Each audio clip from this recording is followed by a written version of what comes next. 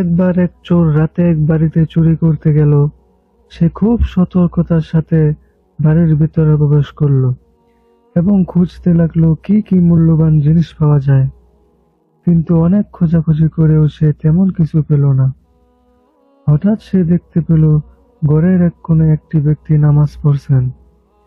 চোরটি অপেক্ষা করতে লাগলো যেন লোকটি নামাজ শেষ হলে সে চুরি করতে পারে। কিন্তু লোকটি একের পর এক নামাজ পড়তেই থাকলেন।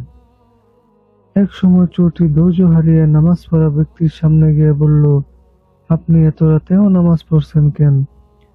লোকটি শান্তভাবে বললেন, আমি আমার প্রভুর কাছে দোয়া করছি যেন তিনি আমাকে জান্নাত দান করেন এবং জাহান্নাম থেকে রক্ষা করেন। চোরটি বলল, আপনার প্রভু কি আপনার দোয়া কবুল করবেন? লোকটি বললেন, অবশ্যই, তিনি দয়ালু এবং ক্ষমাশীল। যদি কেউ প্রকৃত মনে তওবা করে তবে আল্লাহ তাকে ক্ষমা করে দেন। চোরটি কিছুক্ষণ চুপ করে রইল, তারপর কাঁদতে শুরু করলো। সে বলল, তাহলে কি আমারও তওবা কবুল হবে? আমি তো অনেক চুরি করেছি।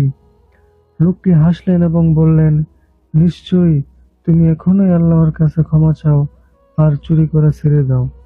আল্লাহ তোমার সব গুনাহ মাফ করে দেবেন। চোরটি তখনই আল্লাহর কাছে কাঁদতে কাঁদতে ক্ষমা চাইল এবং প্রতিজ্ঞা করল সে আর কখনোই চুরি করবে না।